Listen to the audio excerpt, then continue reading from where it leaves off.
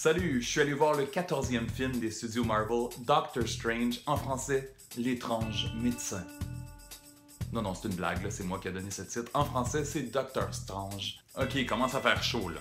Le film met en vedette Benedict Cumberbatch qu'on a pu voir plus tôt cette année dans la comédie Zoolander 2, Chiwetel Ejiofor qu'on a vu dans le film Triple Nine, il y a aussi Tilda Swinton qu'on a pu voir dans le très décevant Hail Caesar, et Rachel McAdams qu'on a pu voir l'an dernier dans l'excellent Spotlight. C'est l'histoire d'un neurochirurgien, Doctor Strange, qui après un horrible accident de la route, découvre des dimensions parallèles et un univers fantastique. I've spent so many years peering through time, looking for you.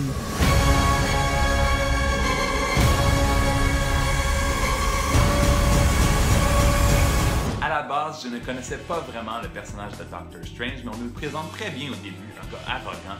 Et c'est un film qui mélange la médecine et la magie, avec une bonne dose d'action, d'amour et d'humour.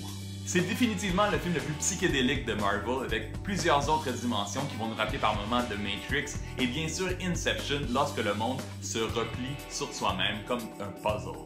J'ai bien aimé le fait que le film n'est pas trop long, il dure 1h55, pas de niaisage, et pour une fois le 3D vaut la peine, c'est très réussi.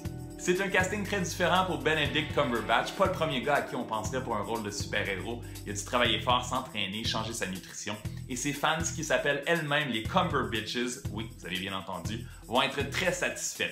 L'actrice particulière Tilda Swinton est vraiment dans un bon rôle ici qui lui va comme un gant. Et Rachel McAdams, dans ce genre de film, ne peut pas vraiment montrer ses talents d'actrice, mais elle est adorable. Et pour ce qui est de Chiwetel Ejiofor, mais son rôle, lui, est un peu plat. La grande force du film, ce sont les effets visuels. Il y a eu un travail colossal de ce côté. On est habitué de se faire garrocher des effets spéciaux dans tous les films de super-héros, mais ici c'est vraiment particulier. Les scènes de poursuite et de combat sont du bonbon pour les yeux, ça va dans tous les sens, on ne sait plus où regarder. Mon seul bémol, c'est la scène d'accident de voiture qui fait très fake, très animé par ordinateur. Doctor Strange est un grand divertissement, ce sera un hit assuré. Et il faut rester jusqu'à la fin du générique parce que deux scènes, un teaser avec un Avenger et un teaser de qui pourrait être le méchant dans Doctor Strange 2. Pour celui-ci, je donne 4 étoiles sur 5. On a eu droit à 6 grands films de super-héros cette année et voici dans quel ordre je les place. Au numéro 6, Batman vs Superman. Au numéro 5, une grande déception, Suicide Squad. Au numéro 4, X-Men Apocalypse. Au numéro 3, Doctor Strange.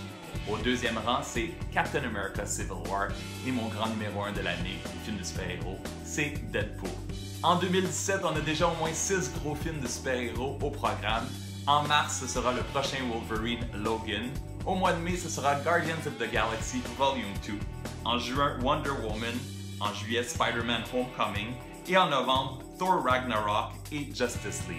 Si vous avez aimé la vidéo, donnez un thumbs up, abonnez-vous à ma chaîne pour ne rien manquer. Je vous retrouve la semaine prochaine avec ma critique du film de science-fiction de Denis Villeneuve, Arrival. J'ai tellement hâte de le voir. Et on se revoit très bientôt.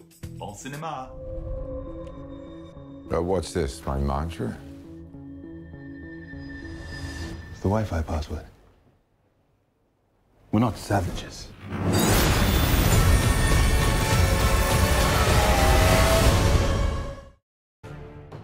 Hello! Je suis allé voir le dernier gros blockbuster de l'été 2016, Suicide Squad, en français L'Escadron Suicide, écrit et réalisé par David Ayer qui avait réalisé Fury en 2014. Ça met en vedette, entre autres, parce qu'ils sont toute une gang,